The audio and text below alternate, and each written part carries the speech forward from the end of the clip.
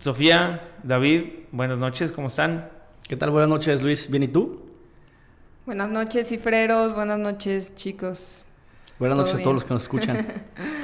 Pues bueno, esta vez vamos a comenzar, no sabemos si va a ser un capítulo independiente o parte de las cifras semanales, pero queremos comenzar con el análisis del último post que realizamos en redes sociales, que tenía mucho que ver con indicadores macroeconómicos en el sexenio de AMLO y compararlo con los últimos dos sexenios, es decir, con Peña Nieto y con Calderón.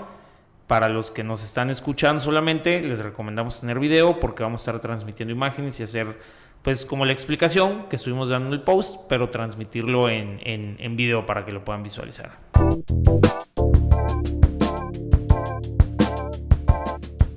A mí solamente me gustaría recalcar que este análisis se hizo desde una plataforma completamente objetiva buscando el número. Aquí estamos tratando de despersonalizar los resultados de la persona que los hizo, viendo nada más qué pasó, no por qué pasó, ni qué va a pasar después. Exacto. Tal sí. cual. O sea, los datos, o más bien las cifras, así, al descubierto.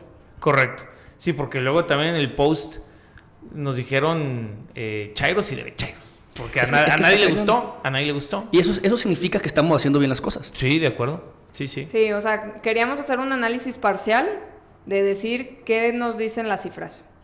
Sí, correcto. Pues venga, correcto. iniciemos. Ok, entonces iniciamos y comenzamos con con crecimiento de PIB por trimestre. Entonces, pues bueno, a ver, voy a tratar de ser lo más descriptivo para la gente que solamente nos está escuchando. Aquí tenemos el trimestre de... Esto es Calderón, esto es Peña, el segundo cuadrito, y esto es AMLO, ¿sí? Entonces, aquí podemos ver que en el 2009 tenemos la caída de la crisis financiera 2008-2009, que no hay que confundirlo con la caída de AMLO que tuvimos aquí por la del COVID en el segundo trimestre del 2020, porque esta llega al menos 19, solamente le hicimos así por la escala, ¿no? Fue una caída trimestral del menos 19%. A ver, teniendo así la gráfica, dos cosas se pueden ver, que con Calderón solamente hubo 3 trimestres con crecimientos negativos, que fue durante la crisis financiera del 2008-2009. Con Peña hubo varios, a pesar de que no pasó pues, absolutamente nada desastroso, así como COVID o la crisis financiera del 2008-2009. Y con AMLO también es muy interesante poder ver que antes de la pandemia hubo varios trimestres con crecimientos negativos del PIB. A ver, yo quiero nada más recordar que no solamente fue la crisis del 2008-2009 lo que pasó con Calderón. No sé si la gente que nos escuche se acuerda de que aquí en México tuvimos una prepandemia, que fue la influenza H1N1, que bueno, no sé, pero a nosotros sí, por ejemplo, me hizo perder clases. En su momento yo iba en la preparatoria, no tuvimos ciertos eventos y también hubo una desaceleración económica muy fuerte. Porque la crisis económica sí nos pegó, a México le pega muy fuerte, pero con la entrada del virus del H1N1 nos termina de perjudicar esos trimestres. Ya. Sí, o sea, igual, ¿no? La desaceleración económica que hubo por el H1N1 es importante. Y también aquí me gustaría agregar, ahorita estamos viendo la gráfica por trimestre, ¿no? Es trimestre comparando el trimestre anterior, cómo fue la evolución del crecimiento económico. Pero en resumen, que me gusta este dato, con Calderón tuvimos un crecimiento en su sexenio del 8.6, con Peña del 11.6 y con AMLO del 4.94. O sea, con AMLO claramente tuvimos una desaceleración súper importante por el tema de pandemia. Aún así logramos recuperarnos por encima de los niveles de pandemia, pero en el sexenio pues realmente hubo un crecimiento de 4.94, que nuestra economía, más o menos las proyecciones que debe de tener una economía en desarrollo como la nuestra, debería de ser alrededor de un crecimiento anual del 3%, que la verdad es que casi nunca llegamos, y ahorita la proyección actual de México por parte del INEGI y el Banco de México es de alrededor de 2.4. Entonces, pues prácticamente en ninguno de los 3 sexenios de estos últimos presidentes llegamos como a la meta que un país en desarrollo debería de tener, pero bueno, pues AMLO fue el que se quedó más corto. De alguna manera está difícil medirlo tal cual, porque todos los sexenios tuvieron sus que veres y sus situaciones, y AMLO específicamente tuvo la de la pandemia.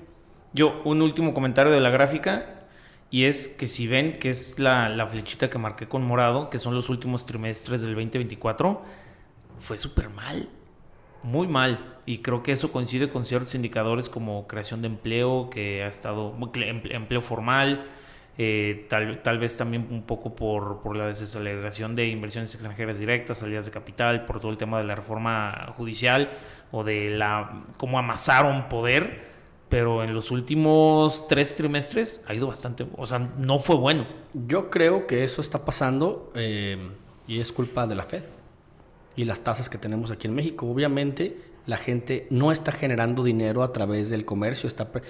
Los mercados como el inmobiliario, mercados como los artículos de lujo aquí en México están completamente desacelerados comparados con otros trimestres. Y es porque a la gente dice, ¿cuánto tiempo me van a durar estas tasas?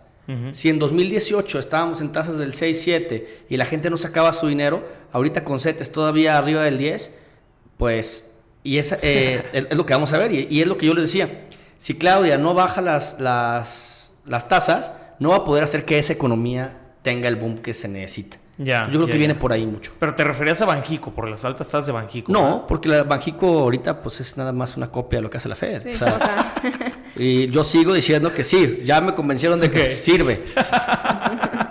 Pero igual que la selección mexicana de fútbol. Okay. ¿Algún último comentario de lo del PIB, Sofía? No. Y nomás quería agregar otro indicador que creo que no está en el post, que la verdad me llamó mucho la atención. Y estaba haciendo mi análisis para este podcast y de inicio me salió, o sea, como que era la evolución de AMLO en su sexenio.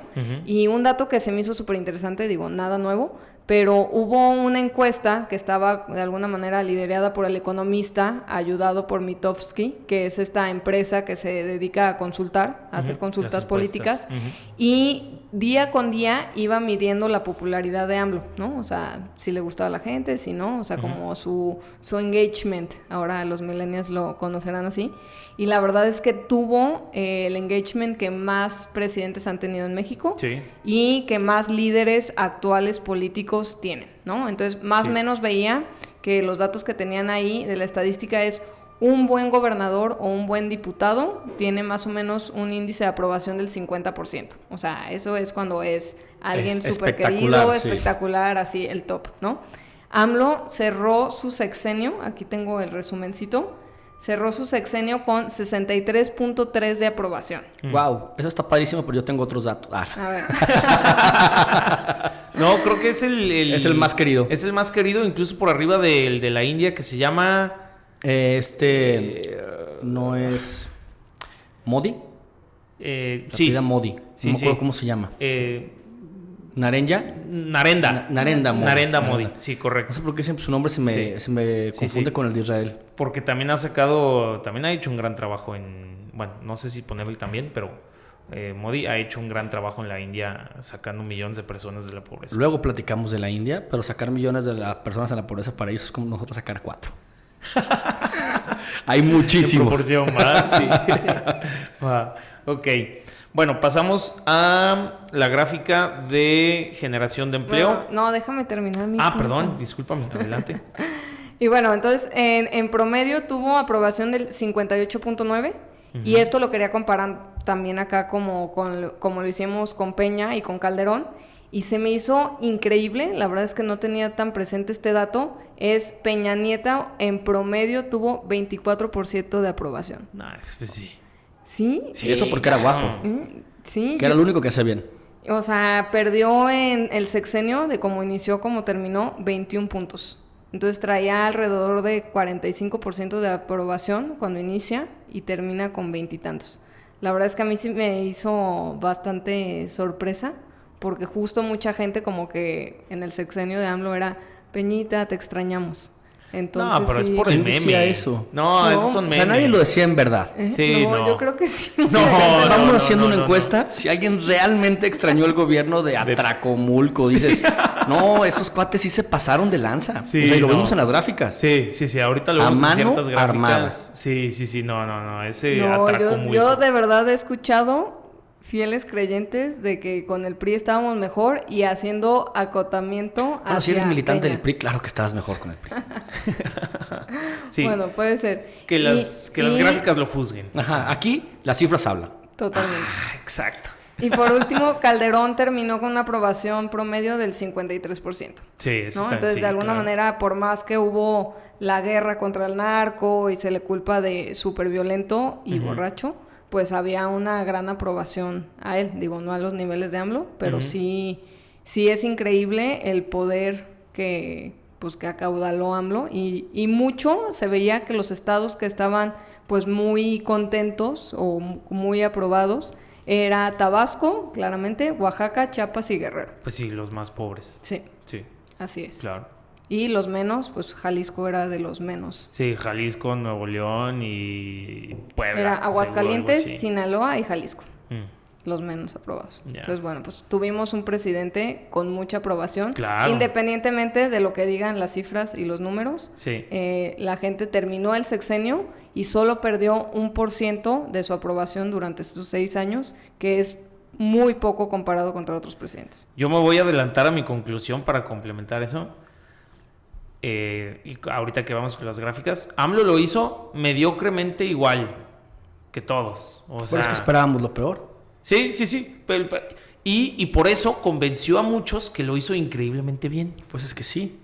Si tú esperas que alguien llegue, te robe, te quite tus cosas y se aproveche de ti todo el tiempo Y nomás te da una cachetada. nada más agarra, se come tu comida y se va, dices, pues me Bueno, fue bien. A toda madre. Ajá. Es la perspectiva. Acuérdense que la expectativa Sí. es el matasueños. Sí. Ok, entonces, gracias por esos datos, Sofía, no los tenía yo por acá. ¿Alguna otra cosita de ese número? No. No, muy bien. Ok, entonces pasamos a empleos generados por año. Y aquí vemos Calderón nuevamente, ¿no? Aquí incluso están por color, del 2007 más o menos al 2012, del 2013 al 2018. Una de las primeras conclusiones que se ven es que siempre al comienzo de un sexenio pues se generan menos empleos, ¿no? Pasó con Calderón, con AMLO y con Peña. Solamente que con AMLO sí fue considerablemente menor, ¿sí? Vemos también obviamente la caída de empleos con Calderón en el 2008-2009, que también la vemos en el 2020 con AMLO por pandemia. Pero si ven, incluso en el 2024, que lo pongo de moradito, que es la última columna que vemos en la gráfica, son los datos hasta agosto. Justo creo que hoy salió el dato de empleo de septiembre. Y la generación de empleos en los primeros 9 meses del año creo que ha sido la peor en no sé cuántas décadas. ¿Sí? Entonces, la generación de empleo formal. Claro. De empleo formal. Y esto, pues se ve un gran declive, igual 2021, 2022, 2023, 2024, se ve un gran declive en la generación de empleo formal con AMLO. Y pues obviamente coincide con el crecimiento del PIB trimestral. Y también coincide con las tasas. Si te das cuenta, en 2018 traíamos una tasa alta, la bajan para 2019, hay un freno económico. Luego llega la pandemia, que eso no tiene nada que ver, pero ahorita las cosas van a ir en peor hasta que las tasas bajen. O sea, porque la gente no quiere pedir créditos para construir, no quiere pedir créditos para comprar nuevas cosas, porque ellos saben que la tasa va a bajar. Claro, Entonces, ¿por qué gastaría el doble de intereses de aquí a enero si no lo voy a hacer? claro. Y obviamente lo han estirado, pero creo que muchas veces la creación de empleos formales no tiene que ver mucho con el gobierno, sino con la capacidad de la gente de meterse. Y obviamente hay otros aspectos, por ejemplo, en 2018, cuando entra AMLO, con la reforma energética, bueno, la echada para atrás de la reforma energética y todos los cambios que hizo, Claro yo que se los sí. digo a viva voz, yo estaba en el negocio energético y hubo un freno total por la incertidumbre. Igualmente que está pasando ahorita. Altas tasas más incertidumbre, pues, dejas tu dinero en el banco. Claro, no lo mueves. No generas empleos. ¿Para qué? Claro. Sí, y yo creo que ahí vemos también, bueno, yo creo que fue importante, no me acuerdo si fue en 2021, pero que fue como la cancelación del outsourcing, ¿no? De todo este empleo que de alguna manera había una empresa tercera que agarraba al empleador, cierto. al empleado más bien.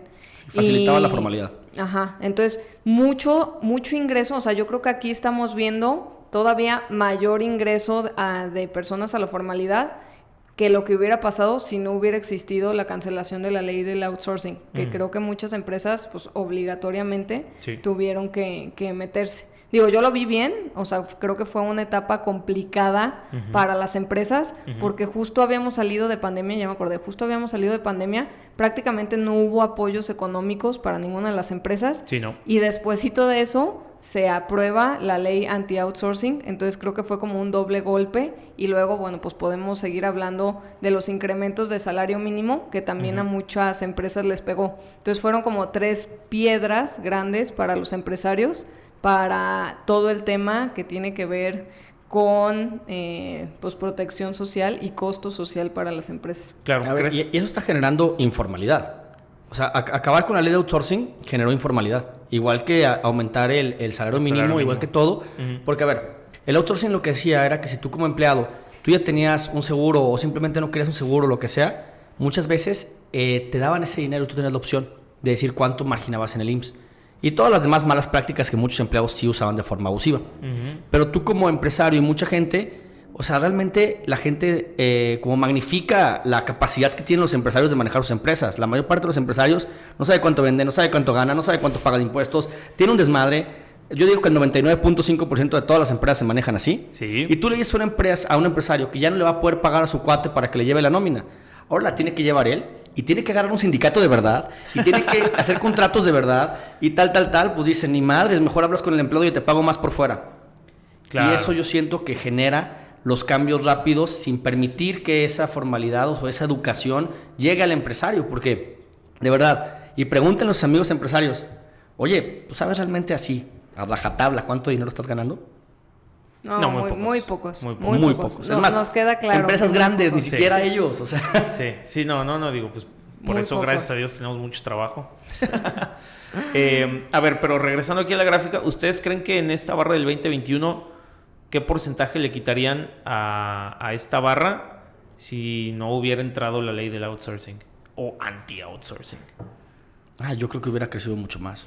¿Tú crees que hubiera crecido más? Sí, como tipo Estados Unidos, porque todo ese crecimiento viene a matar el decrecimiento ficticio de la pandemia. O sea, porque la pandemia no es algo económico, fue algo que es una fuerza mayor. Sí. Entonces, esa línea hacia abajo que vemos en la flecha verde refleja algo que no tuvo que ver con nadie, y el otro es un reflejo de lo que se vino corrigiendo. Entonces, realmente, yo creo que si no hubiera habido la pandemia, hubiera ido ese bajón, veríamos que la creación de empleos por AMLO estuviera por los suelos.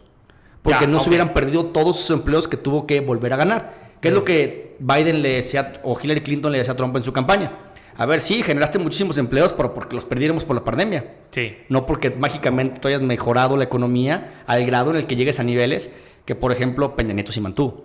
Y mira, no tengo aquí Y creo que alguna vez Luis hizo la gráfica y era como si acumulabas la pérdida, o sea, hacer el neto de los perdidos y cómo íbamos llegando a ese punto de equilibrio de empleos formales, y justo no se consigue en el 2021. Creo que se consigue hasta 2022 finales, ¿te acuerdas? Claro. Sí, no lo recuerdo exactamente, pero otra cosa que sí me coincide con esta gráfica de lo que dices, que se pudo haber intensificado la informalidad con todo esto de aumento de salario mínimo y ley de anti-outsourcing, es que si bien la generación de empleos formales por año con AMLO, como podemos ver en la gráfica, es peor que en sexenios pasados, el desempleo que toma la informalidad de la formalidad está en mínimos de las últimas 2 décadas, una madre así.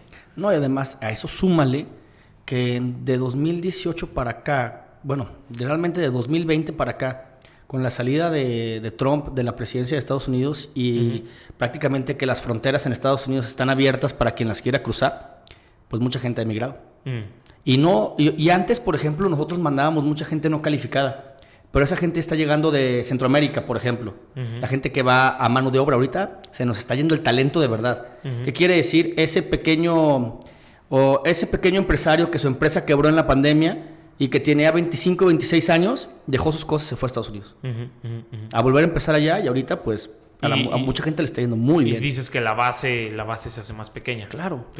Entonces, sí, obviamente hay menos desempleados porque se van del país a buscar empleo. Y a ver qué pasa, a ver quién gana en Estados Unidos, pero esto de las fronteras abiertas a México le está empezando a pegar mucho por la salida de talento, la fuga de talento. Sí. Ok.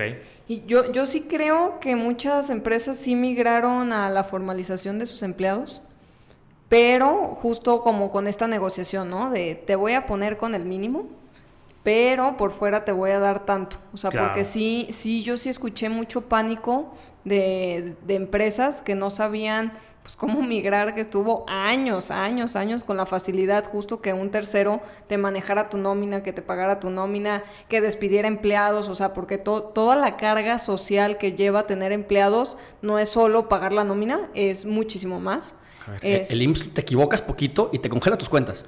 Sí. No, de verdad, o sea, no se juega con el IMSS. No, o por algo, el que hace el pago del IMSS se le pasó 2 días y ya te están tocando. Y no, literalmente te congelan tus cuentas. Sí. Y les vale por 200 pesos.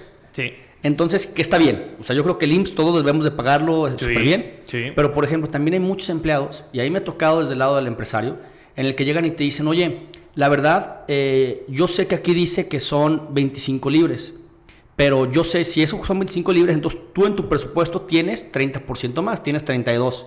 Yo quiero los 32, Claro. porque los necesito para vivir. Y mi esposa tiene seguro, entonces con eso ya no necesitamos el seguro en la casa, no nos interesa el Infonavit, y yo no quiero que los impuestos sean retenidos, que obviamente tú como empresario le tienes que decir, que es lo que siempre hago, por ley tengo que retenerte el 30% de todos tus ingresos y dárselos al SAT. Sí. Entonces, Pero hay otros que dicen que sí. seguro habrá, ¿eh? Sí, Yo sí, no claro, conozco, claro. no conozco a ninguno, Sí. SAT, a ninguno. Entonces, es un tema de los dos lados, ¿no? Porque Claro, es dinero. Claro. Y son impuestos, Claro. Claro.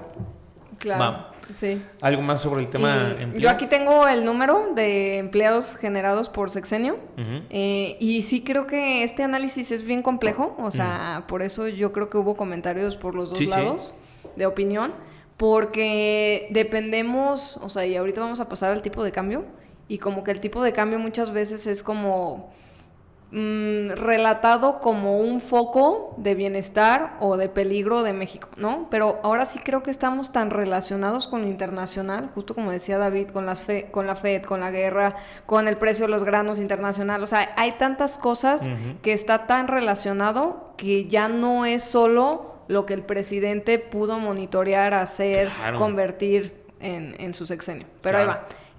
Felipe Calderón generó en su sexenio 1.938.000 empleos formales. Peña Nieto, por más O que... sea, ¿qué es eso? ¿Como el 1.5% de la población? Sí, pues prácticamente nada, la verdad. Peña Nieto Perdón, 3.7. ¿cuánto fue de Si tenemos 150 Calderón? millones en México. Digamos 1.9. Son como 1.9 millones con Calderón? Son como 140 millones de mexicanos. 130 más o menos. Sí, bueno. O sea, O sea, Bueno, este año es que perdimos 10 para Estados Unidos. 3.7 de Peña y 1.9 también de AMLO. y 1.9 millones. Ahí está. Entonces, bueno, ven, o sea, AMLO generó muchos empleos, pero su aprobación era del Y algo bien importante, o sea, esto mide, esa es una duda, también a lo mejor la gente que nos escucha, estos son los empleos que se generaron o los empleos que se ocuparon. Los No, que se empleos generaron. que se generaron. Que se O sea, generaron. se miden las vacantes también. No, o sea, es cuántas Es cuánta gente personas entró al IMSS. nuevas se afiliaron al IMSS. Exactamente. Ah, Así es. perfecto. Y también hay pérdida.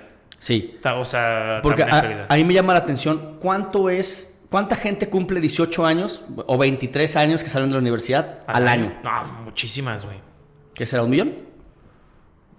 Ay, igual No sé. a más. Y eso es lo que yo digo. Sí. Entonces, toda esa gente nueva tiene un empleo.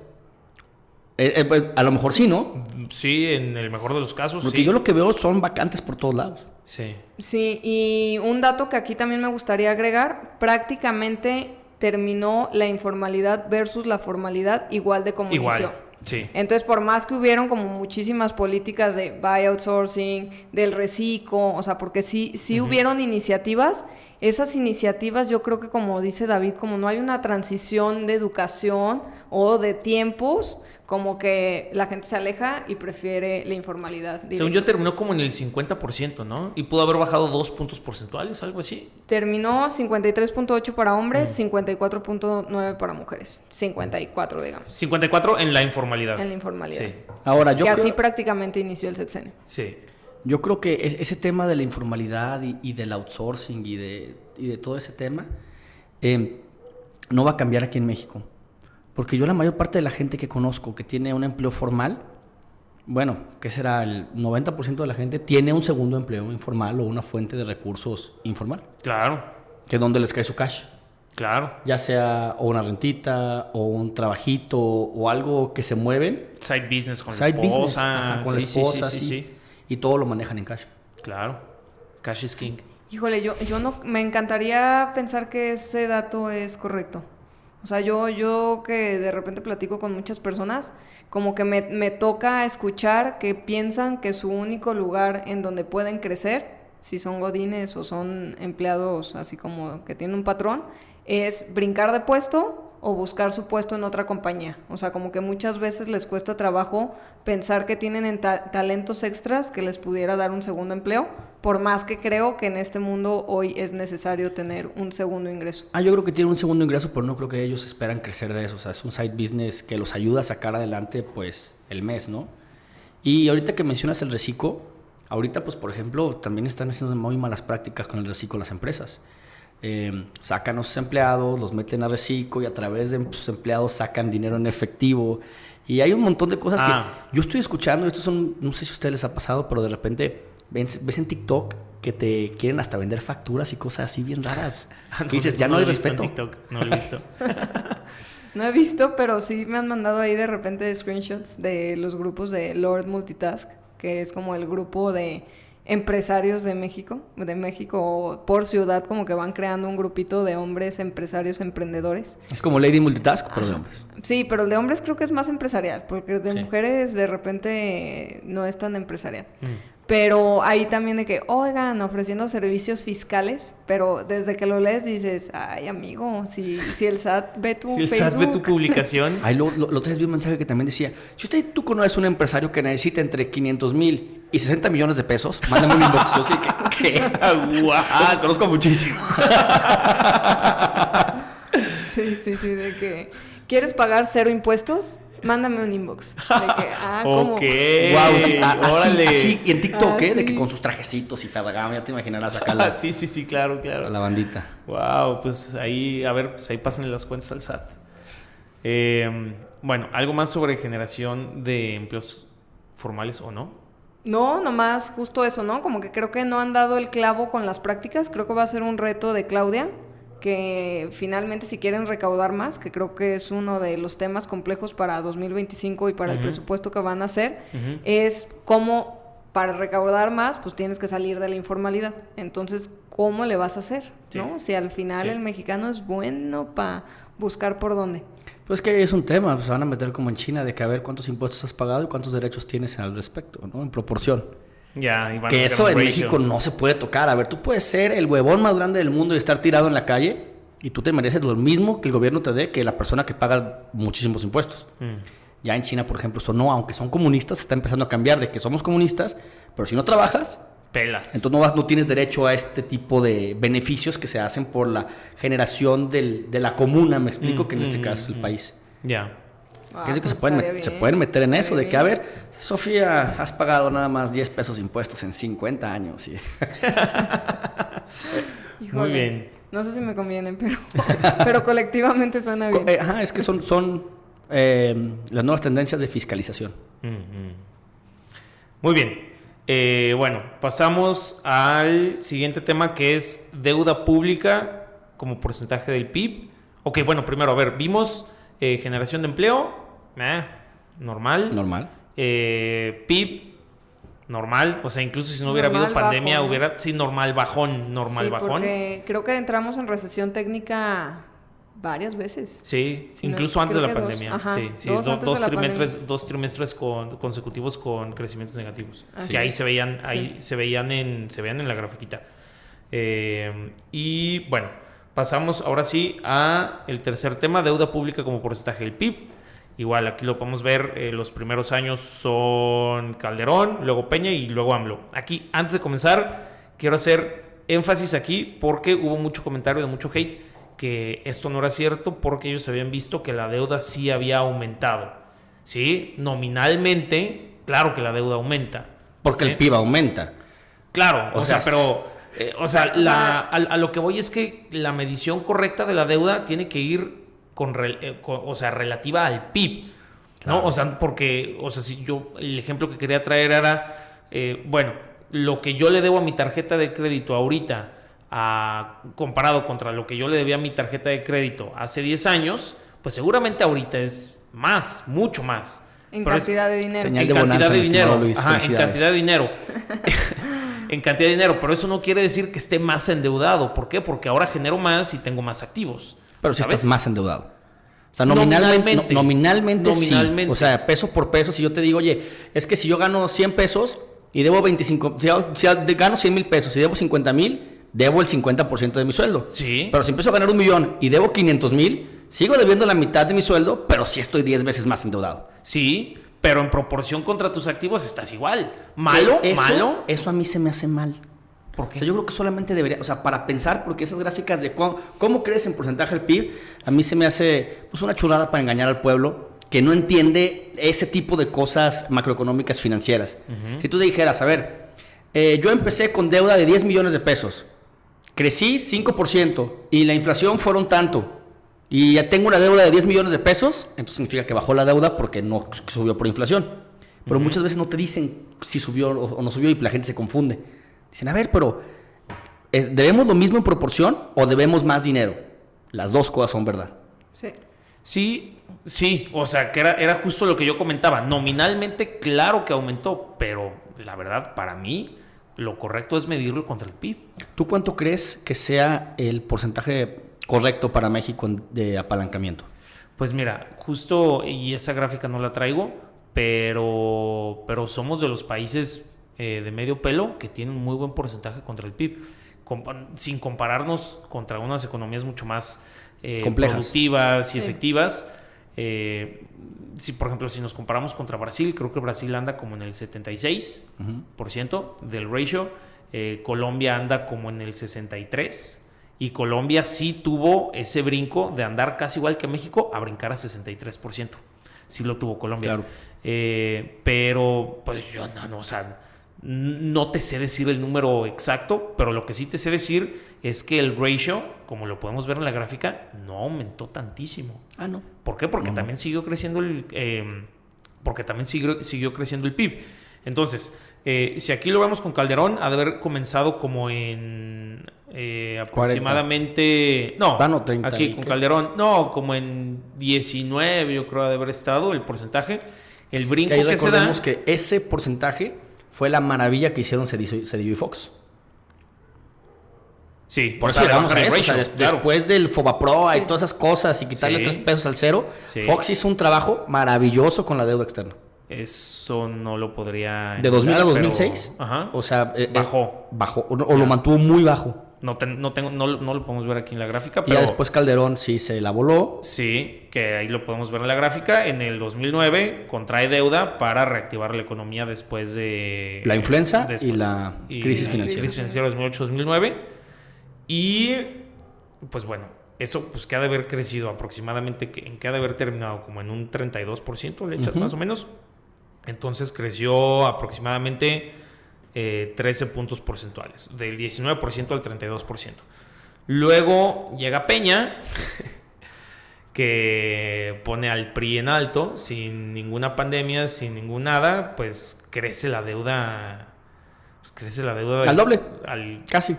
no, del 32 al... ¿Qué te gusta más o menos aquí? 50. Al No, 45. 47. Del 32 al 45. Aquí lo pueden ver en la gráfica. Del 32 al 45, que estamos hablando, igual, más 13 puntos porcentuales. Paulatinamente nos hizo Sí, así Sí, nos engañó. sí, le iba aumentando la temperatura para que no te dieras cuenta. Pues sí. A ver, pues lo vimos con el peso. Sí, y que ahí, y coincide justo con la depreciación del peso que hubo en ese sexenio. De 12 a 20, o sea, sí estuvo... Que ahorita pasamos a lo del tipo de cambio. Pero para terminar de analizar la gráfica, lo toma AMLO en aproximadamente 45%. Aquí este pico que vemos en pandemia, que se va casi a 60% el ratio. A ver, el ratio es deuda entre PIB. Entonces hay dos maneras de que este resultado suba. Que la deuda incremente o que el PIB se haga más pequeño. Entonces, obviamente, en el 2020, el denominador, que es el PIB, cae, se contrae y entonces el ratio aumenta, ¿no? Por eso llega hasta 60%. Y ya después tenemos la recuperación, bla, bla, bla. Y aquí ya tenemos hasta el 2023, creo que estaba en 46%, y obviamente 2024 es año electoral, el mayor déficit fiscal de las últimas tres décadas, 30 ¿no? años. 30 años. ¿Para qué? ¿En serio? Pues porque Bueno, si hace 30 años fue el 94. Sí, Wow, pues sí. Sí, no, fue el mayor déficit fiscal. Y bueno, y todavía no sale el recuento de los daños, ¿no? O sea, eso era lo que marcaba el presupuesto. Sí. Que era, o sea, en noviembre ya viene el presupuesto de 2025. En noviembre del año pasado dijeron, bueno, pues más o menos en México a través de diferentes tipos de líneas de ingreso del gobierno va a entrar tanta lana y se va a gastar de esta manera. Entonces, con la lana que ellos presupuestaban que iba a entrar en el 2024, no alcanzaba para todo el gasto que tenían presupuestado. Entonces creo que el déficit era de 5.9, o sea, el que se está presupuestando, a ver cómo sale el cierre del año. Pero yo lo que he visto ahí con la evaluación es que más o menos va a terminar en 5.4 de déficit. 5.4 de déficit. Sí, o sea, al final, a ver, sí, aquí como lo ven en la gráfica, que es aquí el último cachito que sí aumentó, ¿no? Aquí, a 40, y creo que era 49.6, todavía falta ver, ¿sí? Y entonces ya nada más para terminar ese análisis, creció 13 puntos porcentuales con Calderón, 13 puntos porcentuales con Peña, y con AMLO habrá crecido aproximadamente 4 puntos porcentuales. Que también es muy debatible, y que en eso también tiene mucha razón los cifreros que comentaron, que el no aumento de la deuda con todo el gasto que tuvieron se dio mucho porque acapararon los fideicomisos y los utilizaron a discreción, como ellos quisieron, ¿no? Que no hubieran podido haber hecho ese gasto que tuvieron durante el sexenio sin endeudar al país, si no hubieran tenido los recursos de los fideicomisos. Pues que es claro, o sea, imagínate que si tú eres el director de una empresa, que es una empresa muy grande, que tiene un montón de comités y cosas, de gente que está con todavía el CEO pasado, pues los corres y usa sus presupuestos. O sea, eso es... Yo no sé por qué a la gente le sorprende. Lo que sí está interesante es qué va a hacer ahorita Claudia Sheinbaum con todas esas expectativas. Sí. Porque aquí porque ya dijo que no va a endeudar, ya lo dijo. AMLO lo hizo muy bien porque teníamos expectativas por el suelo. Sí. Ahorita las expectativas, mínimo las mías están media altas. Sí, son mayores que las que yo tenía con AMLO. Mucho más, mucho mayores. Sí. Entonces, pues ojalá. Sí. Sí, y ahí también, bueno, algo que platicábamos o discutíamos con los cifreros hace un par de años era si estuvo bien que el gobierno no se endeudara para los apoyos económicos a empresas durante el COVID. Entonces, de alguna manera, yo creo que fue uno de los reflejos internacionales en los que México siguió bien parado, porque siempre como que una de las fortalezas que brillaba en México durante todo el sexenio de AMLO, a pesar de ciertas invasiones pues ahora sí a los derechos, como que decían, no, bueno, pero AMLO no se ha endeudado, ¿no? O sea, AMLO no ha subido los impuestos. O sea, yo creo que el tener esta bandera de no endeudamiento hasta su último año fue bien visto internacionalmente. Sí. Pues pero claro, localmente... Y por eso hubo fortaleza del peso. Sí. Pero localmente creo que perdimos oportunidades de crecimiento.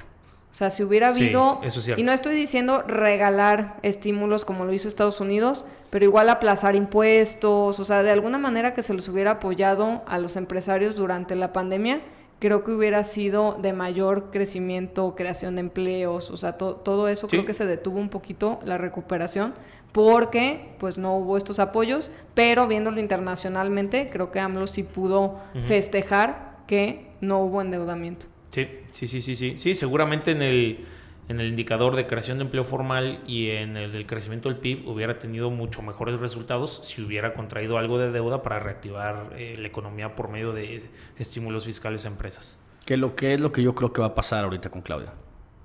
¿Que va a contraer deuda? Va a bajar las tasas. Y si no las puede bajar, yo creo que las va a subsidiar de alguna manera.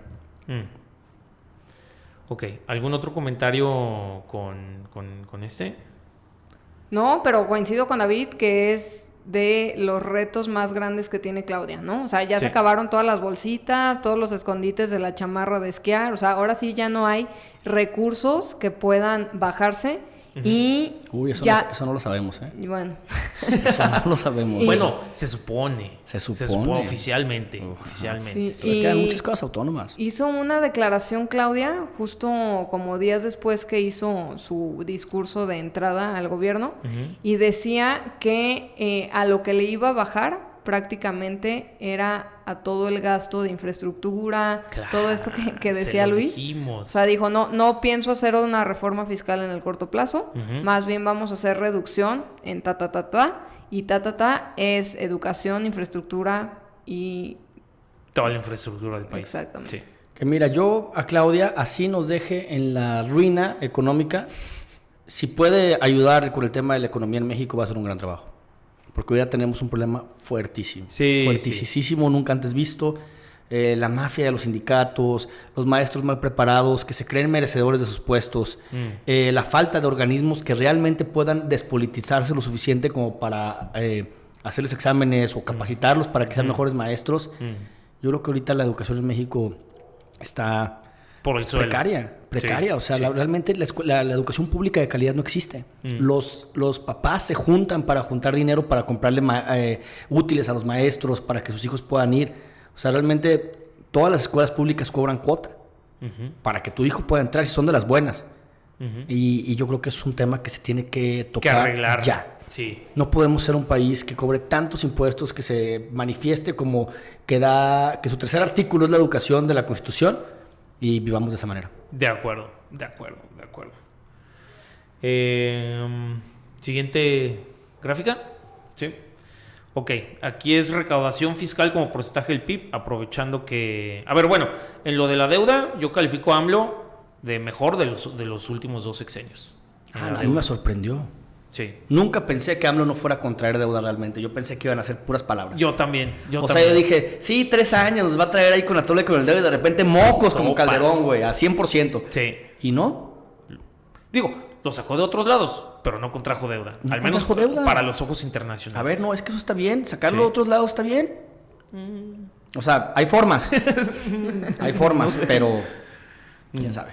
Va. Sí, yo también califico bien el no haberse endeudado. Sí, ahí está. Digo, para que- lástima de las formas, pero sí creo que fue un reflejo internacional bueno para que México siguiera pues bien visto y al menos con esos capitales golondrinos que nos llegaron, que de alguna manera nos han servido. De acuerdo. Entonces, pasamos a recaudación fiscal como porcentaje del PIB. Igual, aquí nuevamente es una división, el ratio, que es recaudación fiscal entre PIB. Porque aquí yo creo que el gobierno ha desinformado, así como desde mi punto de vista la derecha desinformó con el tema de la deuda, el gobierno el gobierno de AMLO está desinformando con el tema del gran aumento de recaudación fiscal, ¿no? Creo que incluso cuando dio su último informe de gobierno AMLO, dijo algo así que el aumento de recaudación fiscal había crecido 60% del 2018 al 2024, pero la inflación del 2018 al 2024 creo que había sido 35%, una cosa así. O sea, hay que tener en cuenta la inflación y el crecimiento del PIB. Es decir, si crece tu PIB, generas más empleos, creas más empresas, hay más gente trabajando, pues obviamente también nominalmente vas a recaudar más. Entonces aquí también hay que ponerlo relativo al PIB. Esa es la manera correcta de medirlo. Y si lo medimos así, pues sí, O sea, sí se aumentó, pero no como lo presume AMLO. Aquí podemos ver en el primer cuadrante de Calderón que cuando pasa a Peña, y que es cuando se introduce la facturación electrónica y el CFDI y los complementos de pago, Bueno, crece. nada más CFDI, ¿eh? Ah, bueno, Porque CFDI. ahí sí te puedo platicar todo. A mí me tocó vivir toda la historia desde el 2012 cuando empezaron las facturas electrónicas. Ajá. Y yo me acuerdo que yo hice mi primera factura en el portal gratuito del SAT. Y luego pagarle un cuate y comprar tus folios y tal. Luego la de que la 2.0, la 3, la 3.3, que ahí ya nos están metiendo toda la... y llega la 4.0 con los complementos. Con los complementos de pago. Pero Peña aumentó casi en 50% la recaudación fiscal. O sea, estaba en 8%, bueno, en 8, 9%, y la aumentó a 12.5, 13% aproximadamente. ¿Sabes cómo funcionaban las facturas antes del CFDI? No, la verdad estaba muy chico y ni vivía aquí. Es bien interesante. Antes había unas imprentas certificadas donde tú tenías que ir y te imprimían tu factura y tenía tu sellito del RFC. ¿Te acuerdas que había como unos cuadritos que imprimías y con esos facturabas? Y esa imprenta solo estaba autorizada por el SAT a emitir esas facturas que estaban foliadas. Okay. Y después no las podías romper, tenías que cancelarlas y tenerlas registradas 5 años. Pero imagínate, si con lo electrónico se prestaban hasta cosas... Ahora imagínate ser dueño de unas imprentas. Esos cuates vivían en Puerta de Hierro a lo lindo, ¿me explico? Y cuando entra la facturación, pues sí, la empiezan a facturar, empiezan a recaudar más. Pero yo la verdad, yo creo que fuera del porcentaje que está pasando ahorita, estos 14% que estamos llegando, yo creo que ahorita va a haber un crecimiento exponencial fuertísimo y que AMLO sentó las bases grandes para aumentar la base de fiscalización. A lo mejor no se ha visto todavía reflejado en números, pero la base de gente que está pagando impuestos ahorita, aumentó. De alguna manera o de otra, ha aumentado drásticamente. Pues yo creo que sí se ve reflejado. Aquí en la gráfica puedes ver en el... A ver, importante aquí, que aquí es al revés de con lo de la deuda. Este 13.9% que tenemos en el 2020 no es porque la recaudación fiscal haya aumentado. Es porque el PIB bajó y al ser menor el denominador, que es el PIB, pues entonces crece el ratio, ¿sí? No hay que confundirse, no es como que en el 2020 hayan sido súper eficientes. Confundidos estamos. ¿Cuál era el denominador y el numerador?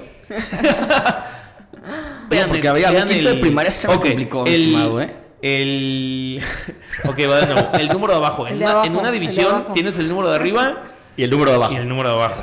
Cuando el número de abajo, que en este caso es el PIB, se hace más pequeño, como sucedió en el 2020, pues entonces el resultado de la división aumenta.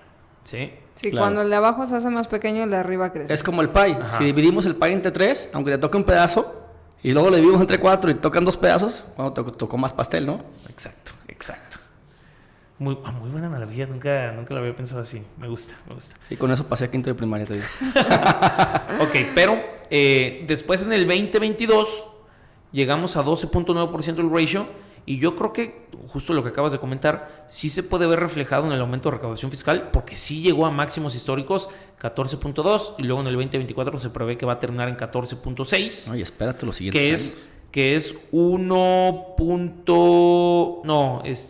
comparado, bueno, a ver, si lo tomamos contra acá, es como 1.5 puntos porcentuales más 1.5 puntos porcentuales con AMLO. Con Peña, más o menos ha de haber crecido, que habrá sido como del 8 al 12. Peña sí se la voló, casi 4.7 puntos porcentuales, aumentó, y Calderón prácticamente se quedó igual, ¿no? Igual le aumentó 0.5 puntos porcentuales. Entonces aquí, quien mejor lo ha hecho, y me duele decirlo, fue Peña.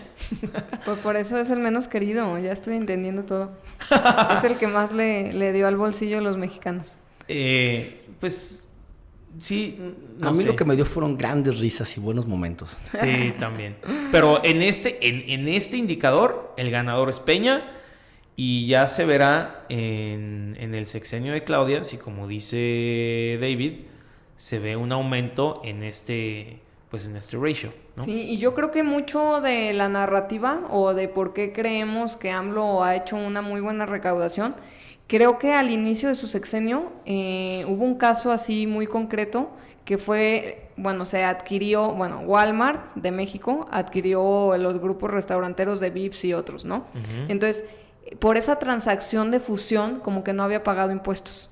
Entonces, estaban haciendo la investigación, o sea, como que tomó casos muy emblemáticos de empresas grandes. Su selection bias. Claro, para hacer este ruido de decir, vamos a ir con los empresarios grandes y vamos a hacer recaudación y todos van a pagar. Entonces creo que esos casos como que sonaron mucho y pues al final eran cantidades gigantescas de recaudación y se fueron con todo. Sí. Entonces creo que esos casos como que nos brincan para decir, está recaudando más.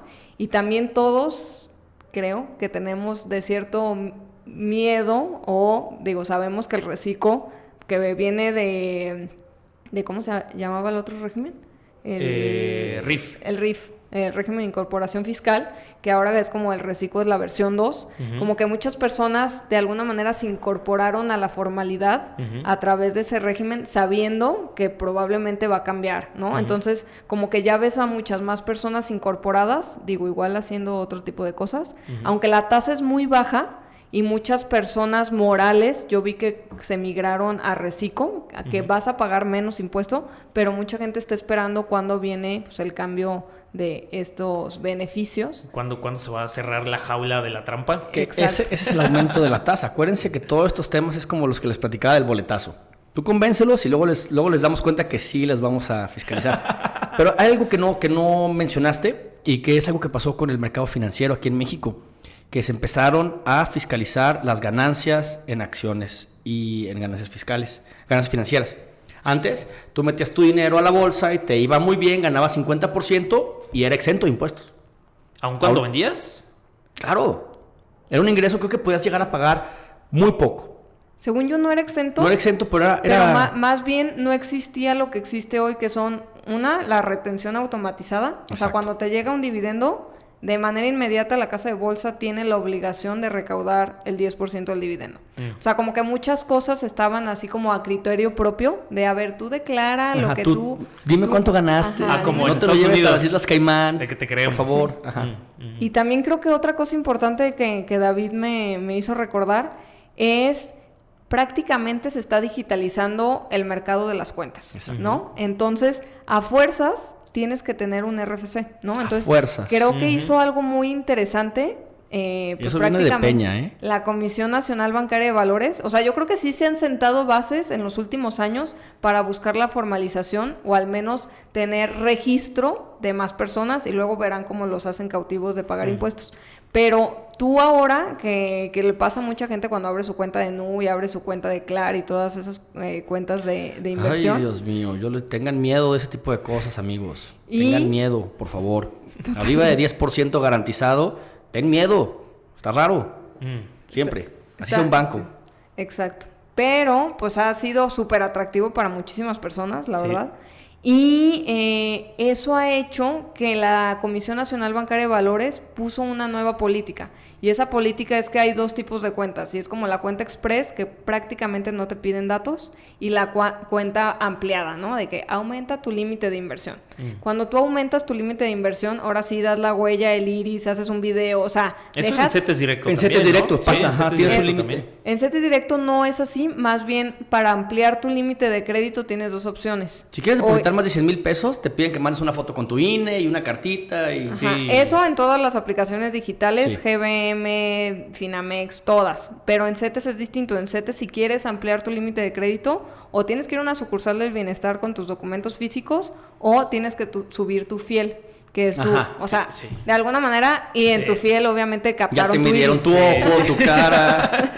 Pero a lo que voy es que yo creo que toda esta digitalización, de alguna manera el SAT se ha hecho un poco ciego, porque creo que hay una intención por detrás que está captando a muchísimas empresas, personas que estaban fuera del ojo, están llegando por lo atractivo de invertir. Les digo mi humilde, nada más rapidísimo, mi humilde opinión en eso que dijiste del SAT. Yo creo que el SAT va tan lento porque no tiene personal capacitado. Yo creo que México es como una empresa, el SAT es su sistema, imagínate que es como SAP, y la gente que trabaja ahí es el personal de IT. Estoy seguro que en el SAT menos del 1% entiende cómo funciona su sistema de CFDI, si así, cómo está conectado, cuáles son los servidores, tal. Y yo he visto revisiones y cosas así, todo eso del buzón tributario, estoy seguro que nadie lo checa, que lo hacen hacer automáticamente y que la gente que trabaja en el SAT, le hace falta mucho talento al SAT. Se les van. Y obviamente, a ver, te llegan a auditar y yo he visto casos, he escuchado de casos que el auditor 3 años después está trabajando en la empresa que auditó y que no encontró nada. ¡Órale! Entonces, ¿por qué? Porque, a ver, si trabajas en el SAT, tienes una carrera de actuaría en el ITAM y estás ganando súper bien 65,000, 70,000 pesos y de repente vas con Bimbo y le dices, oye, ¿sabes qué? Te descubrí un crédito fiscal de 50 millones de pesos, se presta muchas cosas. Y más cuando la gente que revisa, pues a lo mejor son de otra generación. A ver, ¿quién sabe del sistema? Es muy difícil realmente auditar un sistema cuando no tienes esa capacidad. Y la gente que toma ahorita las decisiones, la mayor parte siguen siendo boomers, que les va a costar. Y yo creo que más o menos en 15 años se va a poner bien hardcore. Y más si le meten inteligencia artificial, que si yo fuera el presidente sería lo que ya hubiera hecho. No, pero yo creo que cuando implemente inteligencia artificial va a haber la contrainteligencia artificial que también te van a vender los facturos. O sea, va a ser una lucha, va a seguir la lucha, obviamente. La lucha contra pagar impuestos viene desde los años de Jesucristo. Sí, desde que existe el dinero, yo creo. Sí, allá a ellos no les gustaban los impuestos. Acuérdate que estaban en contra antes de la agricultura, sí. En la Biblia dice que los que pagan impuestos son más o menos malones. Muy bien. Bueno, pasemos a tipo de cambio. Aquí, bueno, porque, a ver, bueno, antes. ¿Cómo califican? ¿A quién lo hizo mejor? ¿Quién asentó las mejores bases para la recaudación fiscal? Yo pienso que Peña. También yo creo que le tocó. Le tocó la era digital. Yo la verdad no creo que, otra vez de mis comentarios, Pero se puede haber hecho, yo no creo que Peña haya hecho nada él solo. No, yo creo que la gente que gobernó al nombre de Peña. A ver, obvio, cuando digo Peña no me refiero a él. El sexenio. Okay. Ajá, el sexenio sí, de Peña. Así que Peña se le ocurrió hacer el sistema digital. No. Peña estaba en el photoshoot, pero otros estaban trabajando. Sí, no. Pero yo pienso que el equipo de Peña y el sexenio de Peña fue quien mejor lo hizo. Claro. ¿Ustedes? Sí, yo también, pero creo que coincide con la digitalización de muchas cosas. Entonces era lo que seguía en su momento. Sí. Pero no creo que AMLO lo haya hecho mal. O sea, por más que se vea que más o menos se quedó en 1.2 mayor versus el PIB, creo que sí sentó al menos algunas bases para continuar con la formalización. De acuerdo. Creció la base de la pirámide, que eso es base. Sí. Pero tampoco lo hizo, o sea, como él lo presume, no. También pero me gusta pensar en que hay continuidad. Eso estoy de acuerdo. Expectativa. Estoy de acuerdo. O sea, te digo, ante mis ojos me sorprendió. Porque yo me imaginaba que iba a ser una locura. Sí. No, y sí, mucha gente, yo me acuerdo, pues hasta ahorita vamos a llegar al tipo de cambio. Y vendo todas mis cosas y me voy a San Antonio, vendo todo y me voy a San Diego, vendo mi empresa. O sea, hubo mucho pánico en su entrada. Que sí lo hizo, ¿eh? Sí. O sea, no la vendieron, pero heredaron antes para irse ya de que los señores ya vendían propiedades y las compraban en otros lados. Órale. Y ahorita está pasando. Sí. Hay empresas, pues muchas empresas de asesores financieros que incluso sus nombres son de que plan B. Y te ayudan a tener una inversión en Estados Unidos y con visa. Exilio. No, de veras. Y a ver, en tiempos de crisis son tiempos de oportunidad. Y es cuando digo, en todos lados hay donde sacar. Claro. Y a ver, hay mucha gente que sí quiere. Y no es caro irte a Estados Unidos. Depende de lo que quieras hacer.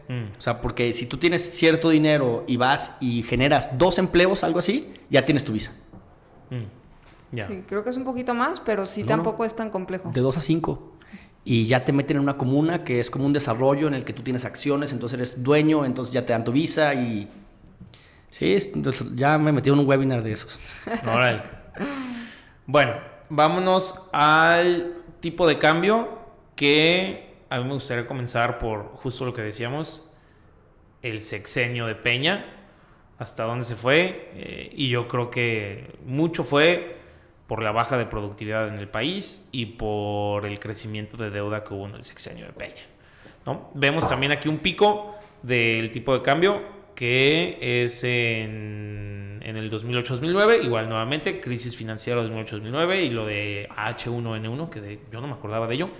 Específicamente aquí en el 2017, aquí que lo estoy circulando, que llega un pico, se fue todavía más para arriba por el pánico que había de que iba a llegar Trump a la presidencia y que también así como ahorita está blofeando, bueno, que yo creo que es un blofeando con el tema de los aranceles en México, si llega a la presidencia con 200% a los coches y así, también blofeó mucho en el 2016, 2017. Y luego ya entró y se estabilizó un poquito más y ya andábamos por ahí de los 19, ¿no? Sí, y también yo creo que ahí influye el tema de tasas. O sea, nos llega mucha lana cuando las tasas están altas y eso obvio hace bajar el tipo de cambio. Claro. Pero más o menos en 2015 la tasa estaba alrededor del 3.75. Exacto. Entonces, si Estados Unidos te estaba pagando el 1, pues el premio la verdad es que era mínimo y por eso pues mucha lana se fue. Estamos y ahorita creo en eso. que en esos años, ahorita que me estoy acordando, hicieron un programa de todas las cuentas que tenías en Estados Unidos. Había un plan. Traértela claro. sin broncas. Algo así fue Sí, de que sí, regresa tu dinero y no preguntamos nada, ¿verdad? Exacto. Sí. Creo que nada más le tenías que dejar como el 10% al SAT, una cosa así. Fue un plan de todas las empresas, todas las Sí. personas que tenían sus fondos en Estados Unidos, Islas Caimán, Sí, Bahamas, sí. ta. La amnistía o algo así. Sí, ¿no? no ¿Cómo me se acuerdo el llamaba? nombre, pero era un lapso de oportunidad de 2 años, eran 2 años, en los que tú podías decir, ok, sí tengo dinero en Estados Pero eso fue Unidos. con Peña o con AMLO. No, Eso fue con Peña. ¿Con No, Peña? ¿cómo crees que? No, o sea, con AMLO AMLO. jamás Y lo, ahorita lo haría públicamente. ahorita me voy a acordar del nombre, pero Lo sacaría en su mañanera los nombres, sí. No, de que, oigan, esto es nada más para mis primos. Es que va a llamar Ley López. ahorita me voy a acordar del nombre, pero fueron 2 años de un periodo en el que tú podías declarar tu dinero en Estados Unidos y lo Traértelo. podías nacionalizar y traértelo. Y hubo mucha lana que regresó y obviamente las casas de bolsa dijeron, vamos a crear productos en México pero dolarizados. Entonces ahí se empezó también a democratizar el poder invertir en dólares aquí en México porque se estaban trayendo muchísimo dinero y tuvieron que buscar instrumentos para nacionalizar los dólares, pero sí, yo creo que también por eso pasó esta... ¿Esa bajadita? Sí. Sí. Ahorita ok. es más fácil tener una cuenta en dólares como persona física y moral. Antes era bastante complicado. Sí. O sea, tenías que acudir a casas de cambio como tipo Monex para que te pelaran, o tenías que tener contabilidades muy acá, o razones para tener cuentas en dólares. Pero ahorita ya casi cualquier hijo de vecino puede abrir su cuenta en dólares en todos lados. Sí. Y antes era complicado. Sí, De verdad. no, muy pocas personas Muy pocas- podían acceder. Solo las personas que se les conocen como Actores económicos, algo así, ¿no? sofisticadas, personas sofisticadas. Que las personas sofisticadas es un término que se inventó la Comisión Nacional Bancaria de Valores. ¿En serio existe esa palabra? Sí. Personas sofisticadas. Sofisticadas. Wow, eso está Es- súper, la súper, gente- súper término. whitezican. Güey, ¿y tú eres sofisticado? La gente viene o sea, ante la Imagínate CNBV, que llegas a eres- BBVA. Oye, la línea para gente sofisticada, ¿dónde está? Sí, o sea, tienes que cumplir ciertas cosas para ser gente sofisticada y una de esas No puedo con eso. Nunca la había tripeado porque la he escuchado tantas veces. O sea, cuando haces estos cuestionarios de PLD, te preguntan si eres persona sofisticada o no. Es usted persona sofisticada. No, wow. No manches. Y bueno, caray. total, son personas que tienen ingresos mayores. Ya. Entonces, por eso entran en el rango de sofisticadas. Órale. Y Cuando por tomas eso... café, levantas el dedo chiquito. Exacto. Y por eso podías tener cuentas en dólares. Pero Órale. no cualquiera podía tener. Wow, eso está padrísimo, la verdad. Yo tampoco sabía eso. Ok, bueno, regresemos al tipo de cambio. Nada más hay que anotarlo porque sí tenemos que hacer un post de las personas sofisticadas. Sí. Ok. Bueno, regresamos al tipo de cambio. Aquí entra AMLO, hay un poquito de volatilidad porque nos vamos a volver a Venezuela. Y cuando se pega otro disparo es en el 2020, obviamente por COVID, y que aquí es donde tú dices que mucha gente pues también compró dólares a, no sé, a 24 pesos por dólar. Sí, el precio máximo que llegó, que fue creo que el 25 de marzo, fue 25.11. No, y acuérdense, 25.11. estaban en 25 y estaban los agentes de venta de los bancos diciéndote, va a subir a 30, cómprame un futuro ahorita, garantízalo con tu dinero. Y mucha gente se la creyó. Sí. Mucha gente. Es más, esto acaba de pasar ahorita. Mucha gente pensó que iba a subir a 23 y gastaron un montón de dinero en seguros y baja a 19 otra vez y... Sí. Y bueno. Que no cunda el pánico en esos momentos. Sí, que no cunde el pánico, estoy de acuerdo. Y bueno, aquí tenemos ya después la desinflada del pánico. Sí regresa como 2 pesitos más arriba, ¿no? Sí. Estaba como en 18, sí regresó a los 20 aproximadamente. Aquí tengo los datos exactos. Ajá. Inició con 20.34 el 1 de diciembre y por eso teníamos en la cabeza que iniciaban o sea, justo ahora me quedé pensando por qué Claudia inició el 1 de octubre y no el 1 de diciembre.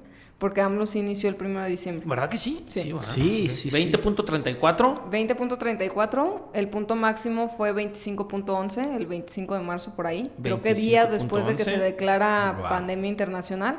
Y el mejor nivel fue el 8 de abril, que fue 16.33. Y cierra... De este año, ¿no? Sí, de este año. 16.33. O sea, ese porcentaje de volatilidad ¿Qué no tal? lo tiene ni Tesla, o sea... No. Y cierra 19.69 el 30 de septiembre. 19.69. Ok. Justo aquí nada más para remarcar, este es el peso fortachón y lo blanco en la gráfica que ven es la depreciación por el pánico reciente que hubo ahorita por el tema de la reforma judicial.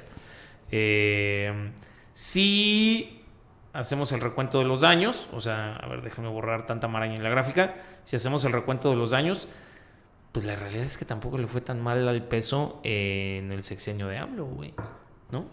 Híjole. Y mira, aquí es donde dicen, al peso no, por razón de AMLO tampoco. O sea, ¿me explico? Sí. Al peso le fue bien por muchas cosas que pasaron y que beneficiaron. Sí. A la verdad, AMLO, lo que sí le voy a atribuir es que es una persona con muchísima suerte. Muchísima, o sea... ¡Wow! O sea, ¿cómo es posible que de repente el peso empiece a depreciarse por condiciones de Japón y Estados Unidos? Apreciarse, perdón. Por Japón. Y él diciendo que lo iba a hacer, ¿no? Es como cuando la cantas de que lo vas a lograr y lo logras. Sí. Pero también es un gran surfo. O sea, le caen unas olas y las sabe surfear él como político. Él las sabe surfear. Él sabe surfear sus olas. Un buen surfo con puras buenas olas sin saber surfear no es un buen surfo. Exactamente. Entonces, sí, eso sí te digo. Aparte de carismático, suertudo el güey. Suertudo. Y buen surfo. Sí. Buen surfo. Sí. O sea, yo veo solo ese pedazo de la gráfica y se me hace terrible, ¿no? O sea... Tanta volatilidad para arriba y para tanta abajo. volatilidad, cero estabilidad. Ahora sí que para hacer una proyección financiera para tu negocio, para contratar futuros, para todo, creo que nadie le atinó, definitivamente. Y eso hace pues mucho ruido para las empresas, mucha incertidumbre. Entonces, para todas las personas que tenían relación con el tipo de cambio, creo que fue un pésimo sexenio. Y que muy pocas personas saben aprovecharse del tipo de cambio. Es muy difícil como decir, hoy compro. ¿Por qué? Porque las tendencias como hay tanto ruido mediático, es complicado, pero solo viendo el periodo se me hace un muy mal sexenio para el tipo de cambio por tanta volatilidad. Ok, pero este pico del 2020 no se lo podemos atribuir a AMLO. No, por supuesto que no. Y la bajada tampoco. La bajada tampoco. O sea, esta bajada tampoco. Creo que es difícil hoy en día atribuirle a un presidente o a un sexenio o a un lapso o a un mes. Todo, exacto. O sea, creo que ya no tiene... Yo creo que tiene que ver el 10% con México y el 90% es de temas internacionales. Y algo que sí hay que decirles es que, por ejemplo, el tipo de cambio se afecta también en cómo vemos el crecimiento del PIB. ¿Por qué? Porque si baja el tipo de cambio, las exportaciones bajan en el dinero mexicano que se genera a través de los mismos productos que estamos generando en el país. ¿Qué significa? Si nosotros generamos 1,000 toneladas de limón y lo vendemos a $10 y nos lo pagan a $1.16, generamos 16,000 pesos, ¿me explico? Si lo vendemos a 22, generamos más dinero.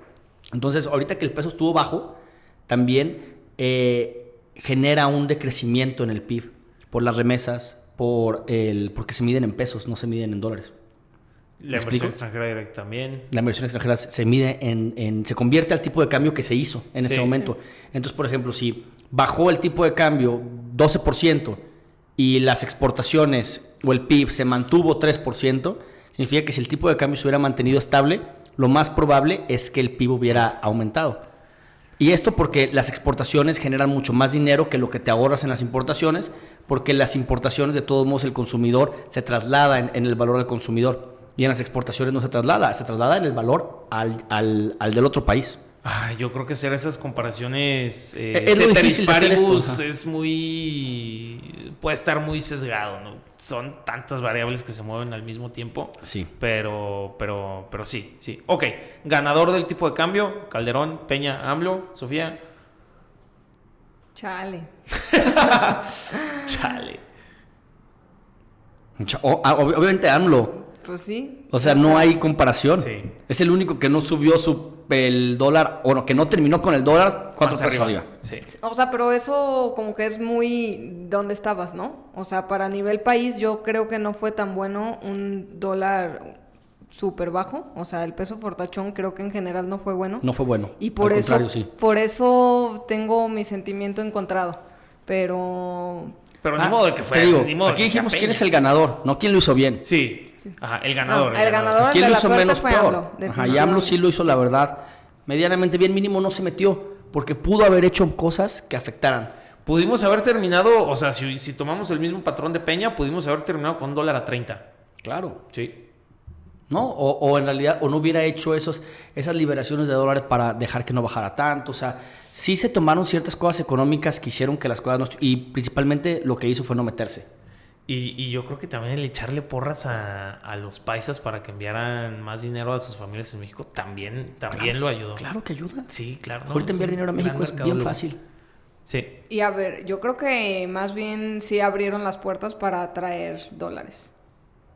O sea, de los paisanos. O sea, creo que hay más herramientas hoy en día que igual y son coyunturales para traer dólares de Estados Unidos a México. Y eso, claro que te ayuda a que el peso... Sí, el cash gane app y terreno. todas esas cosas que... Ok, rápido. Último tema que a mí se me hace importantísimo. Inversión pública como porcentaje del PIB, que es la inversión gubernamental en infraestructura como porcentaje del PIB. Podemos ver que estaba en los máximos de los últimos 3 sexenios con Calderón. Estábamos aproximadamente, no sé, 6%, 5.7%, por ahí. Llega Peña. Bueno, no llega Peña, llega el equipo de Peña y el PRI. Y tiene una bajada de aproximadamente del 6% al... Pues que te late pues a la mitad, ¿no? Más o menos, al 3%. Al 3% de la inversión pública como porcentaje del PIB. Y luego AMLO, pues tampoco es como que lo aumentó muchísimo, ¿no? Aquí vemos el sexenio de AMLO, que sí aumentó, pero tampoco muchísimo. Y seguramente estos picos son los que vemos en el 2023, que fue mucho el tema de sus obras, ¿cómo le dicen? Las megaobras, ¿no? Dos Bocas, Tren Maya y el aeropuerto. Pero así como que tú digas, hubo muchísima inversión pública en infraestructura, pues no. Sí, o sea, al final la inversión pública, nomás para dejar el concepto claro, es todo el dinero recaudado de los impuestos que se utiliza para infraestructura, educación. Infraestructura en general. Sí. Ajá. Ahora, esta gráfica cuando la vi, me sorprendió muchísimo porque a mí no se me hizo particularmente que Calderón fuera un presidente de infraestructura. Ok. A mí, bueno, no sé, a lo mejor es falta de conocimiento de las obras que se hicieron en su sexenio de manera de inversión federal, pero a mí no se me hace, o sea, no vi ni aumentos en megapuertos, ni aeropuertos, ni ferroviarios, ni Pemex, ni CFE. Entonces, no sé, y a lo mejor esa es mi pregunta. ¿Qué Eso es un hizo muy buen Calderón punto. con el 6% de nuestro PIB 6 años seguidos? Esa es una excelente pregunta, yo tampoco lo sé. Y también estaba yo muy chico. O sea, 2000... Con Calderón ya no estábamos tan chicos. Yo me gradué de la prepa en el 2009. Yo no andaba muy en esto en el 2009. ¿Ah, no? Ah, no, No, yo no. Yo saliendo de la prepa, yo sí... ¿Sí? No, sí. yo no. Bueno, pero es que David es como de otro No, pero planeta. tú estás en otro país, ¿no? Sí, yo en el 2009 me fui a Alemania. Sí, entonces realmente no lo sé. Pero aquí vemos cifras que hablan. Exacto. A mí me llamó mucho la atención. Pero es una gran pregunta, es una gran pregunta. Cuando yo empecé en el mundo empresarial, cuando abro mi primer negocio formal, fue en 2011, que lo constituimos formalmente en 2012, justo antes de que entrara Peña Nieto. Y sí estábamos metidones en el tema de la política y así, bueno, enterados. Yo estaba, pues, jóvenes Coparmex, todos esos cotorreos. Y a mí no se me hacía que Calderón hubiera sido un presidente de infraestructura. Yo a lo mejor de defensa o de comercio, pero Pues igual de defensa, eso puede ser.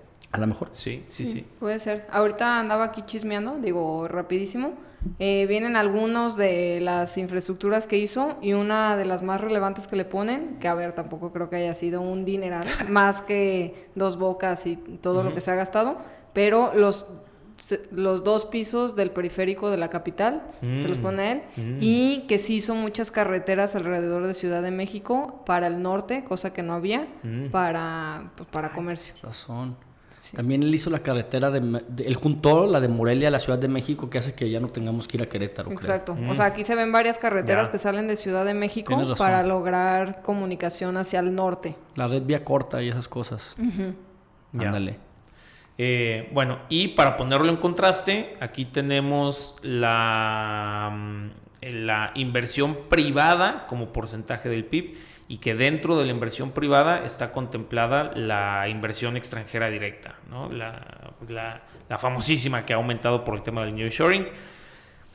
Aquí, curiosamente, sí vemos que en el periodo de Peña Nieto sí aumenta. Realmente no lo sé por qué. Principalmente, a mí me tocó ver mucha esa inversión, y fue inversión en energía, inversión privada. Por ejemplo, en esas se vino empresas como Acciona, como Iberdrola, que empezaron con sus grandes parques fotovoltaicos de millones y millones de dólares. Ya.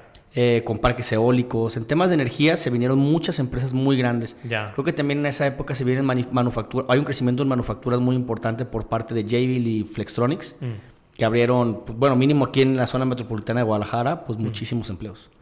Y también turismo. Turismo fue uno de los que recibió mucha lana a través de hoteles en la Riviera Maya y a través de hoteles en Baja California. O sea, ha sido importante. Y al final es esa inversión privada que aumenta este porcentaje. Como dato curioso, antes todos los presidentes del PRI, el último creo que fue Salinas de Gortari, agarraron una playa y la desarrollaban. Entonces cada presidente, uno agarró Manzanillo, uno agarró Acapulco, luego Puerto Vallarta, luego Salinas de Gortari creo que fue Cancún, Cedillo o alguien fue Playa del Carmen, y creo que la playa de López Obrador es Tulum. Órale. Creo que Cedillo fue Los Cabos. Y así antes, siempre un presidente abría su nueva playa.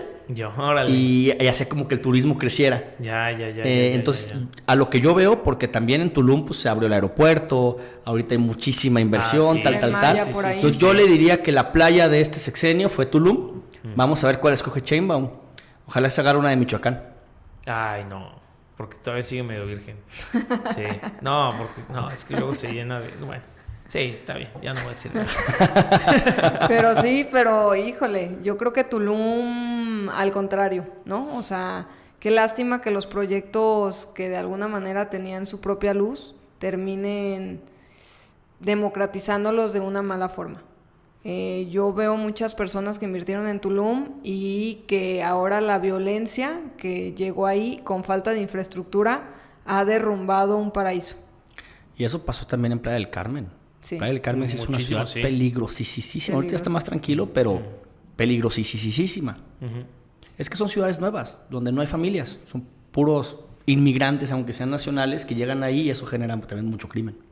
Sí, yo he escuchado últimamente, la verdad es que yo fui una vez, pero que Mazatlán está creciendo mucho, sí. O sea, ahora que Acapulco, pues lamentablemente ha sufrido huracán tras huracán, que hay que ponerle el ojo mucho a Mazatlán.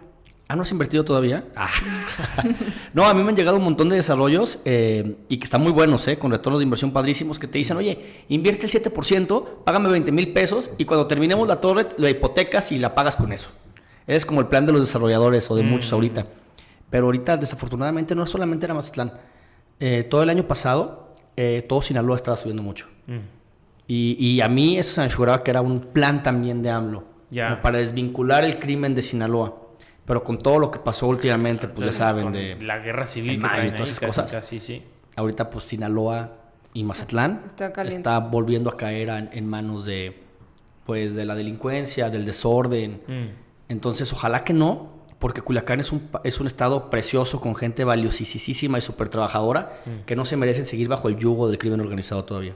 De acuerdo. Ojalá. Pero sí, hace poco veía un ranking de dónde las plusvalías de las ciudades y en primer lugar estaba La Paz y en segundo lugar estaba Mazatlán. Órale. Y que son ciudades hermanas. Sí. La Paz y Mazatlán. La Paz está hermoso. Sí. Están conectaditas ahí Sí, del ferry. a ver, veamos. Ya me voy a quedar con esa tarea de estar viendo en dónde se pone el bikini Claudia.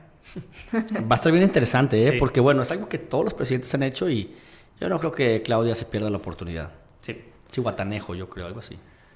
Bueno, pasando aquí a la inversión privada como porcentaje del PIB, obviamente en el 2020 tenemos el punto más bajo por temas de la pandemia y luego vemos un subidón en el último periodo de AMLO y que creo que esto es por el tema de la guerra comercial que trae China con Estados Unidos y todo el nearshoring y todos los capitales que están viniendo aquí privados. Sí, ¿no? y también hay muchas empresas que no han sacado su lana de México. Entonces, cuando deciden reinvertirla, entra como inversión extranjera directa. Uh-huh. Uno de los casos grandes es Mercado Libre, que bueno, o sea, si vemos la acción podemos saber qué tan bien les ha ido. Uh-huh. Y México es uno de sus principales mercados. Creo que es el segundo que genera más lana dentro de todo su holding. Creo que el primero es Brasil y el segundo es México.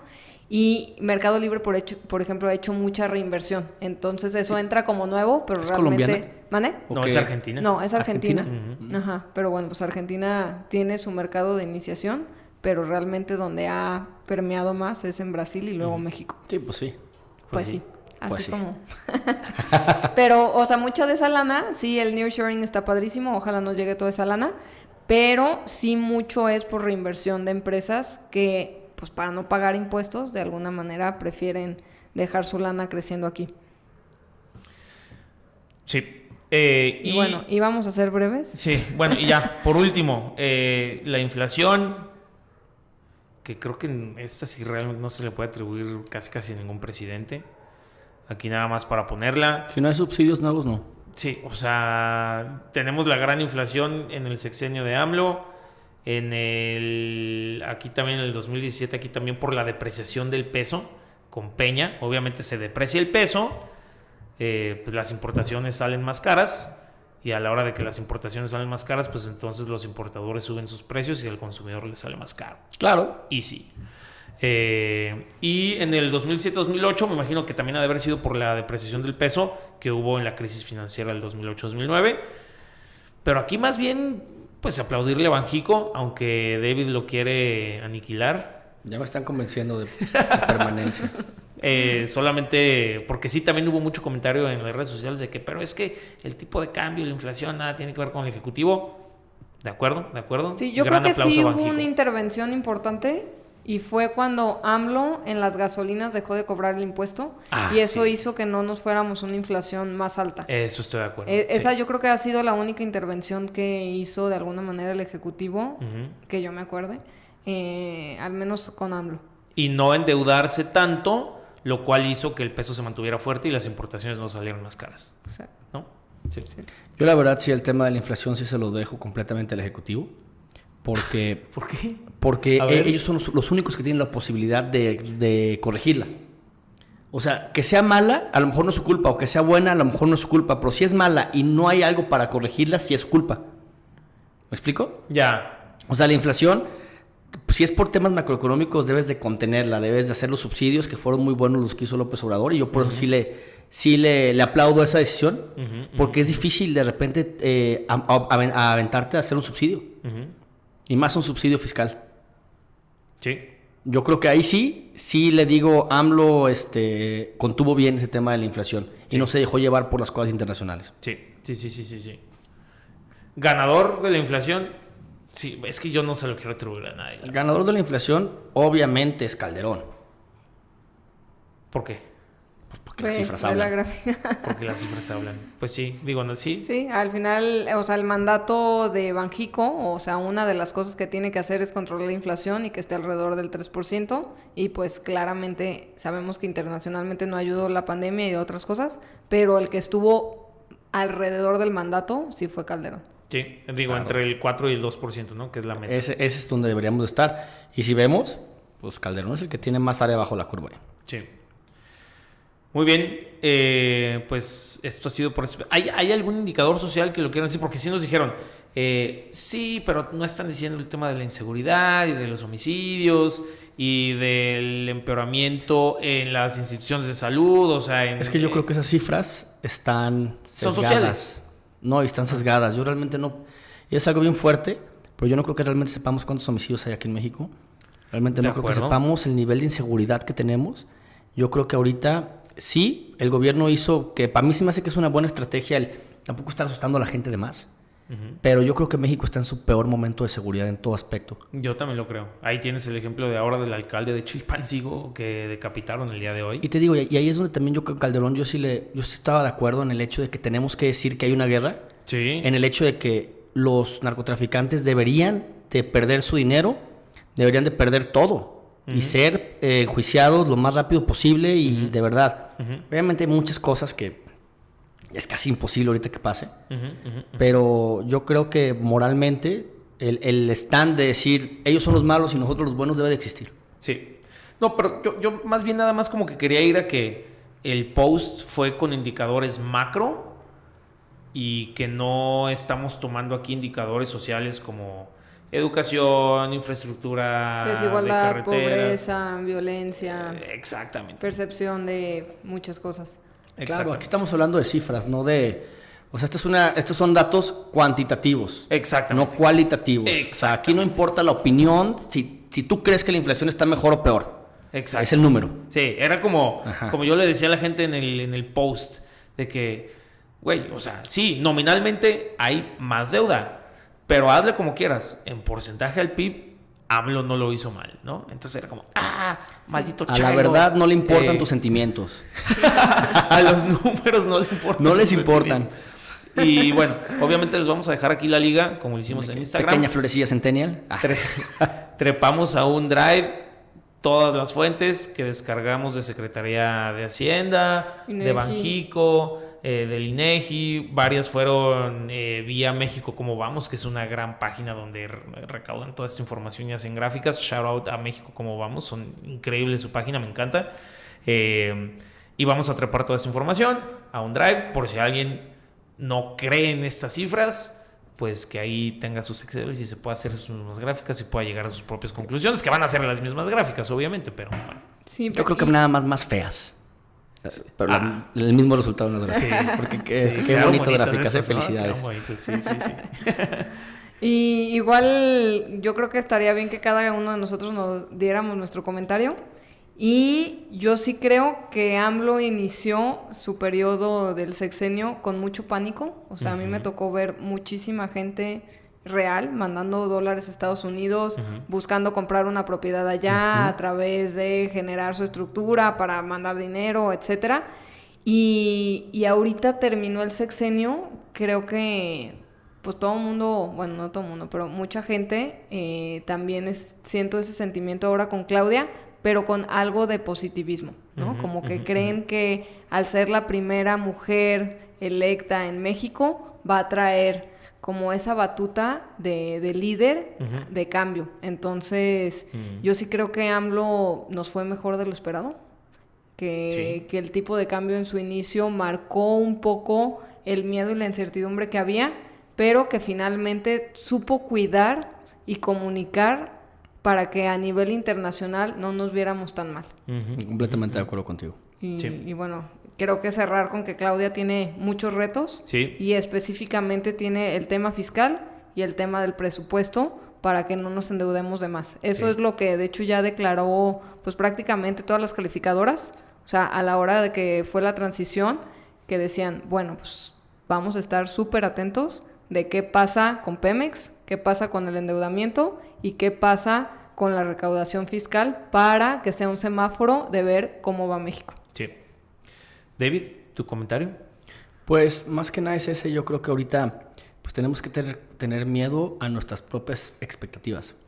Yo creo que realmente México nunca ha estado como un país estable. México nunca ha tenido una sociedad estable. México siempre ha tenido guerras sociales, una desigualdad fuertísima. Venimos saliendo de una población analfabeta, con pobreza extrema. Creo que somos la generación que está sacando a México adelante. Y creo que van a haber muchos conflictos y muchas diferentes opiniones. Pero creo que mientras el espíritu del mexicano de trabajar, de la familia, de los valores se mantenga, México va a ir por buen camino. Pues yo como comentario, digo, se los di al comienzo. Si lo hizo bien o lo hizo mal, lo hizo mediocremente bien, igual que todos los pasados, al menos de estos últimos dos que analizamos. Sí. Sí, de estos últimos dos que analizamos. Pero convenció a muchos que lo hizo muy bien por su gran forma de comunicar y también porque la gente tenía la vara muy baja. Con la analogía que dio David aquí al comienzo. Pero, o sea, sí, yo creo que lo que sí neta no estuvo nada padre fue la división entre clases. Bueno, o sea, divide y vencerás. A ver, pero eso es algo que estamos viendo en todo el mundo desarrollado ahorita. Sí, eso es cierto. Y eso está potencializado por la forma de hacer política ahorita de Estados Unidos, el sistema bipartidista, que nos quieren convertir en eso, y la gente pues, está viendo que funciona, y divide y vencerás. Pero yo creo que, como dices, cuantitativamente bien, cuantitativamente mediocremente bien, cualitativamente, pues la gente dice que muy bien. La gente dice que mal, sí. Ahí, pues, como es más subjetivo, pues los AMLovers dicen que muy bien, los de derecha, fifís, dicen que muy mal. Pues no sé, al menos cuantitativamente esto es lo que podemos medir con bases de datos oficiales. Estos son los números oficiales y pues bueno, ahí lo tienen el análisis, ¿no? Sí. Súper. Gran post, Luis. Muchas gracias. Muchas gracias a ustedes. Ahí le echamos ganas el martes mientras todos andaban de vacaciones. O sea que te perdiste la toma de protesta. No. No. Qué bueno, Qué bueno. Había que verla. Que no manches. Habrá que comentarla. Qué buen video, ¿eh? La verdad es que a mí sí me gustó la toma de protesta.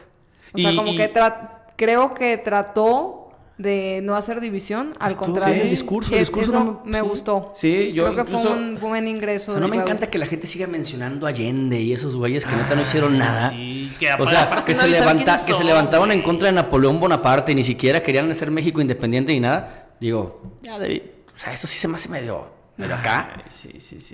Pero bueno, fuera de eso. Genera nacionalismo. Sí. No, o sea, yo, mi mayor indicador siempre son, y que siempre las ventaneo, mis primas panistas. Siempre son como un indicador que tengo de percepción de la derecha en México. Y comentar, no, qué buen discurso y todo, y estuvo muy bien, y nos va a ir bien con Sheinbaum. Entonces dije, mira. Saludos a mis primas, ahí se escuchan. Feministas. Ok, entonces... ¿Son derechas feministas? ¿Derecha feminista? Sí. Wow. Sí. Qué interesante. Sí, saludos. Las quiero mucho. ¿Y algo más que quieran comentar? ¿No? Venga, Claudia, venga. Sí, pues ojalá nos vaya bien con Claudia. Ojalá. Sí. Pues bueno, estuvo un poco no breve el episodio, pero espero lo hayan disfrutado y puedan tomar un poco de objetividad en los datos macroeconómicos. Muchas gracias. Se cierra el capítulo de AMLO. Se cierra el capítulo de AMLO. Ya no lo queremos escuchar. Ojalá se vaya a su rancho. ¿Cómo se llama su rancho? Creo que no lo puedo decir aquí en el podcast. La fregada. La tostada. La tostada. Se va a ir a la tostada. Qué bueno que se vaya para allá. Sí. Muy bien. Gracias a todos. Hasta luego.